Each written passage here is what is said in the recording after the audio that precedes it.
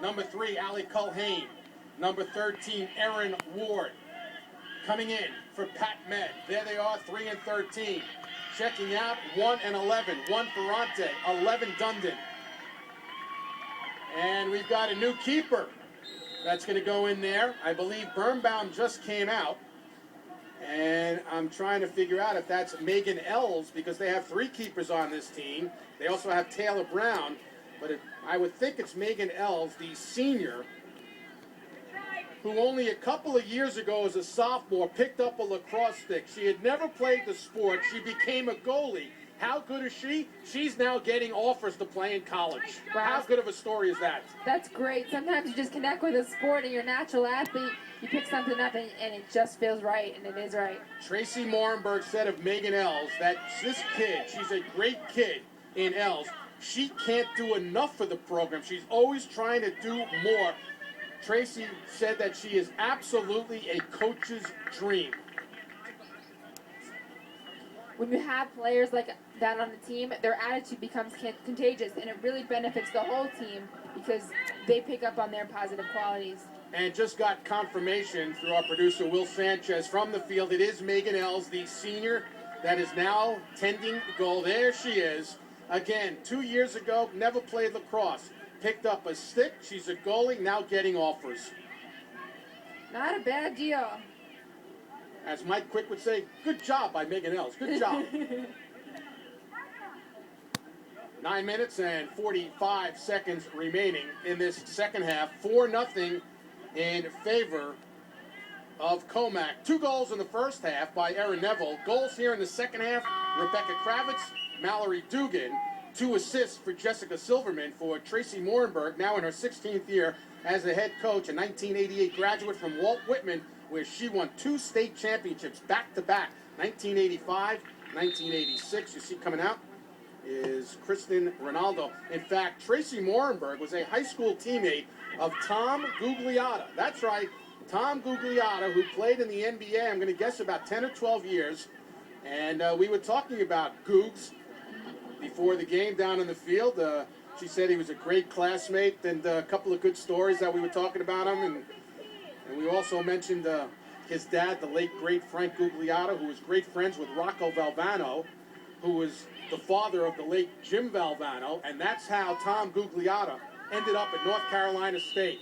Frank talked to Rocco talked to Jim talked to Tom Gugliotta, and Tom Gugliotta became part of the North Carolina State basketball program. As you look at number 7, Shelby Lavelle. She is the senior, the freshman, the sister of the senior, Chloe Lavelle.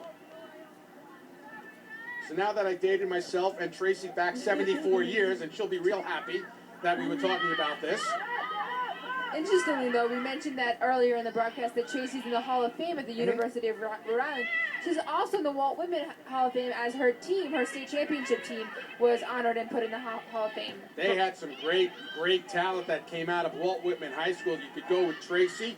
You can go with Tom Gugliotta. You can go with the basketball program with Eric Odom. You can go to football with Kirk Murphy, who I could still see making a touchdown catch to end the game on the old Long Island Sports Network on Cablevision. Number 87, a diving catch in the corner of the end zone. I worked that game with Barry Landers and Emerson Boozer.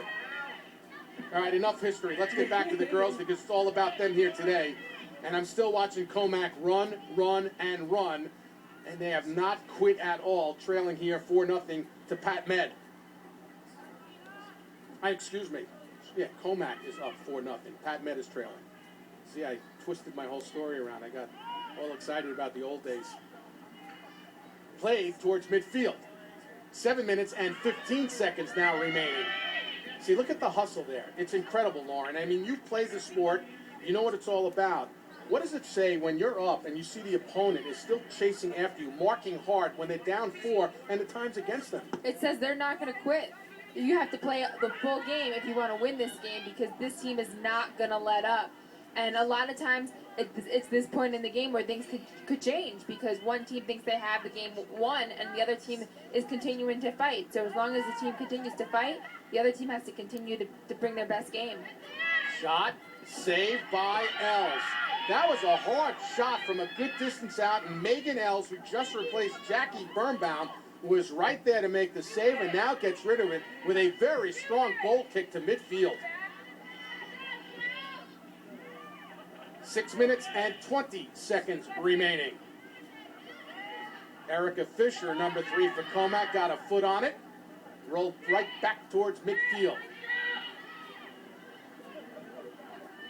To the far side. Good ball there, but as soon as a Commack player touches, it's a double team by the Pat Med defense. Now trying to split the defense, broken up nicely by Shelby Lavelle, number 7 for Pat Med, and then cleared out of trouble by Brianna Harmon, number 21. Played there off the right foot of Allie Culhane, and she rolls it to midfield off the right foot. Broken up. Nice defensive play by Commack. It's important when you have a player going one-on-one that you don't reach in too quickly and overstep and have the player go around you. So it was a smart play by Commack. They held the defender and then reached in at the right time to make that defensive play. Tumbling at midfield, but getting right back up. Who is it? That's right, the Pitbull, Michelle DeRosa.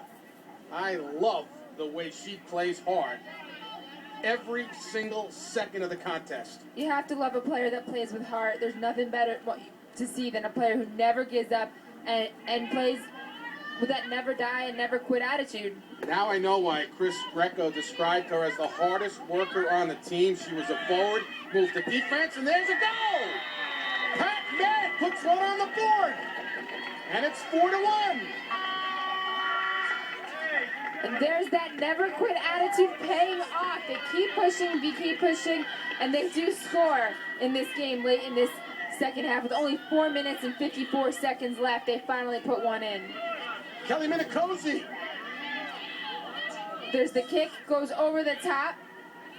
And number 14 for Pat Med is there to finish. Minicozy, her second of the season. Kelly Minicozy, only a sophomore.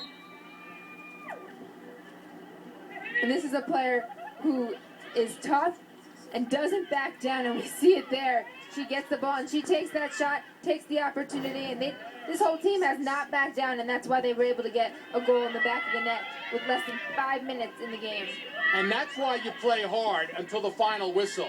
And it paid off for Pat Med. And they'll come and attack as well in the waning minutes here. 4.5 minutes left. Second of the year for Minicozy. The goal scored by her. The assist will go to Erica Flowers, a well-deserved assist because Erica Flowers has been looking all game long to try to create. She created there, and they finished the opportunity. All game long, she's been looking to create opportunities, and she has been creating opportunities, but the team hasn't been able to capitalize on them. So this one, they were able to capitalize on a well-deserved assist to Erica Flowers. But interesting side note about Kelly Minicozy, she actually helps the homeless through her church. So this is a player who's a hard-working athlete on the field, but also goes out and helps her community. So she was well rewarded. She rewards on the outside, then comes in here, and she rewards her team with a goal. In a couple of minutes left in this game, as it's played to the far side again by DeRosa. It was knocked out of bounds with 3:40 remaining. There's Kelly Minicozy, first year on the varsity, very smart player. She is a decision maker, according to Chris Greco. Well, she made the right decision there, and she finished off the feed from Erica Flowers. Anytime you're a scorer, I give you a lot of credit. It's the players like that who are good under pressure. When you have the ball at your feet and you're right in front of the goal, it's easier to make a mistake than it is to score. And that one is out. Again, special thanks to the athletic directors of both schools, Patrick Friel, Commack, Tom Combs, Patchogue Medford. Special thanks, Chris Greco, head coach Pat Med, Tracy Morenberg, head coach of Commack, and also to the assistants, Pat Med, Kat Zanny, and of course, the assistant coach, Bobby Quinn, here at Commack.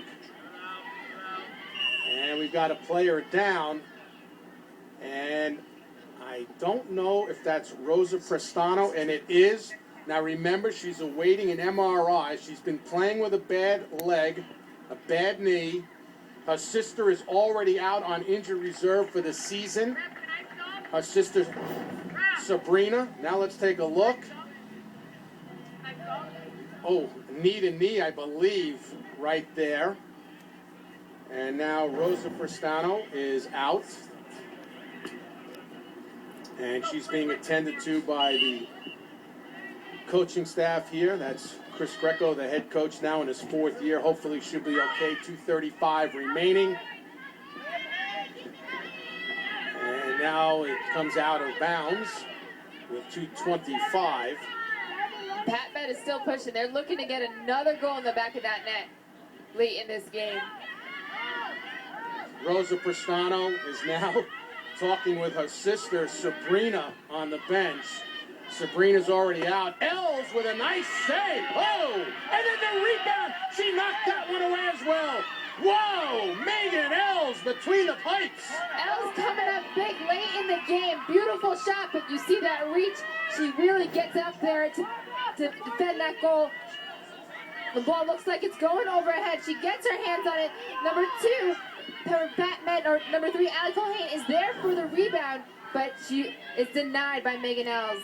The first shot was taken by Kelly Minicozy, who was looking for her 2nd of the game.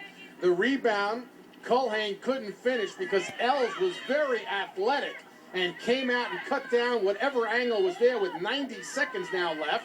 See 4 saves for the combined goalie play of Jackie Birnbaum and Meghanels for commack.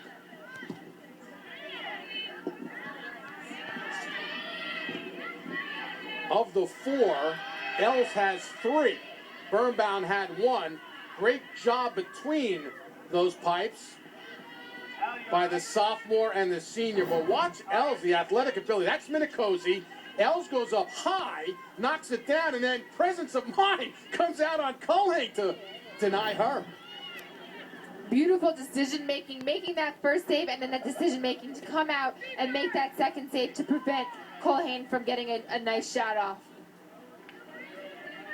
And it kept the scoreboard at 4-1. We have been treated to a whale of a soccer game coming out of League One here in Suffolk County between Pat Med and commack. Commack will improve to 5-3-1 overall, 4-2-1 in the league. Pat Med will fall to 3-5 overall, 2-5 in league play. And this is a Pat Med team that really will have to work hard now and have to get 4 wins out of the final 5 games because they'd like to keep the streak alive. They've made the playoffs 8 straight years, Pat Med. But if this game is any indication of how they'll play the rest of the season, they're not going to give up. They're going to keep fighting. Final score in this one, commack 4, Pat Med 1. The congratulations there for Meghanels on that great save at the end. There's Aaron Neville, had 2 goals in the first half to set the tone for commack. And the Lady Cougars on top at home, winning it by the score of 4-1.